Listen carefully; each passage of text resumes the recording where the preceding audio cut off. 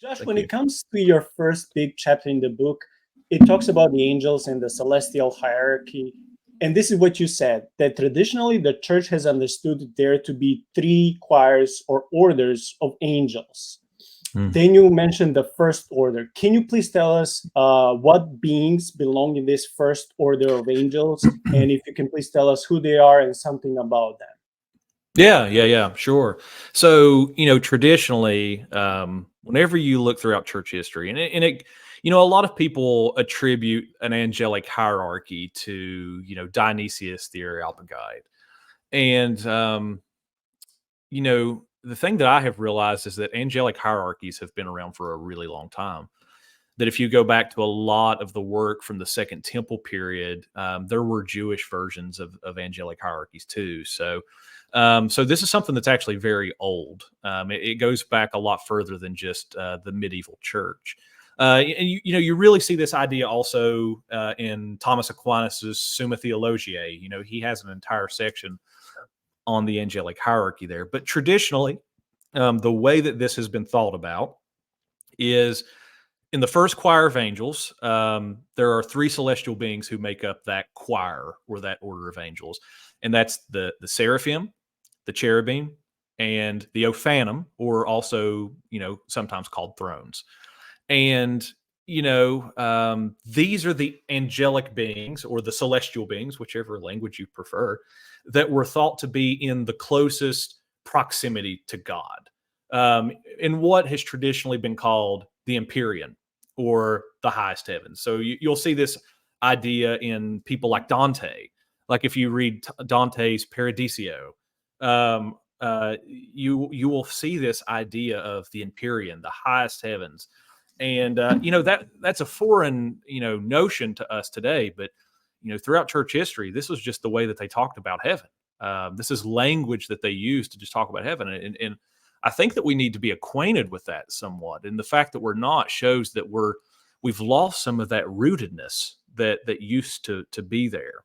But so what these beings do, and we see them in the Bible. So, for example, the seraphim. We see them, in passages like Isaiah 14:29, Isaiah 30:6, but really in Isaiah 6:2, and that's where Isaiah has this throne vision, right? He sees the Lord exalted and high on a throne, and the train of his robe is filling the heavenly temple there. And he talks about that there are these spiritual beings there called the seraphim or the serachim in Hebrew. Um, and they're described as fiery flying serpents with six wings. And they're there before God in the heavenly temple singing, "Holy, holy, holy" to the Lord. Um, so traditionally, those have been put first in, this first choir of angelic hierarchies. And then after that, we see the cherubim or the cherubim in Hebrew. And we see them in places like Ezekiel 1:5 through 14. They're really described there. And they're described as tetramorphic beings. And what I mean by that is that they have the likeness of men, the likeness of lions, the likeness of oxen, and eagles. Okay, so they're tetramorphic.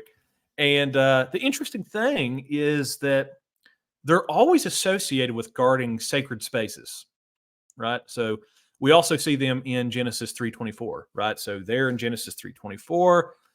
This is after the fall. God exiles the man and the woman, and he sends them east of Eden. And what does he put in front of the gate, the door to Eden, to guard the way back in so that they don't take from the tree of life? Well, it's the cherubim. There are two cherubim, and there's a flaming sword there that's turning in every direction.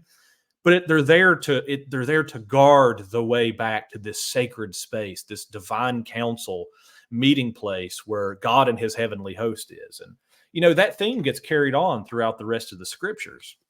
So, for example, whenever Moses is given the blueprints to the tabernacle, and whenever you see that in its more glorified form of the temple, we see that there are veils separating these sacred spaces, right? Like the holy place from the most holy place. And there on that veil, there's cherubim guarding these sacred spaces. So Eden is like a microcosmic version, or sorry, the temple is like a microcosmic version of Eden. It's and the priesthood are is like Adam.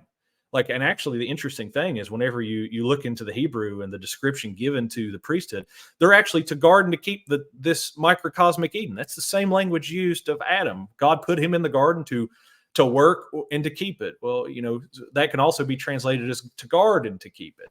So that's what cherubim do. They guard sacred spaces.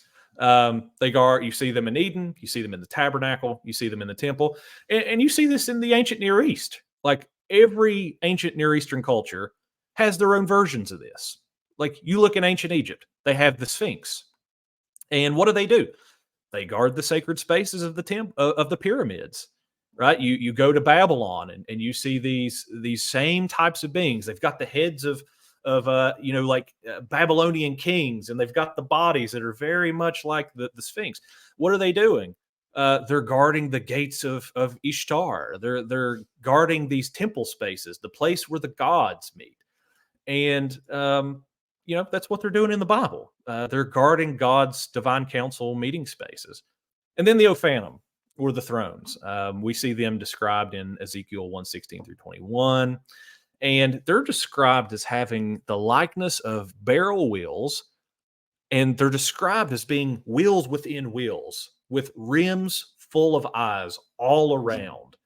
And they're filled with the spirit of the living God. And we see there that they kind of function as the wheels on God's throne chariot. So God's throne isn't just a throne, right? It's this throne chariot that's in the heavens, and he rides it, right? He's the cloud rider, and so they're the thrones, or the Ophanim. They're the wheels on that throne. So here in this scene in the first choir, we have an idea of these spiritual beings, and we see what they're doing. They're praising the Lord in the Imperium, in the heavenly temple. They're guarding that space to make sure that it's not desecrated. And then we have others that are, participating in, his throne chariot. They're the ones who make the movements across the heavens. So that's really what's going on with this first choir. And, that's the picture that Scripture gives us. Yeah, I think that definitely from these three groups, I think that the thrones are the weirdest ones, at Yes. least for us, because the images I've been seeing online all these years, I mean, which are of course just the expression of Christian artists, but these creatures seem the weirdest from all these groups.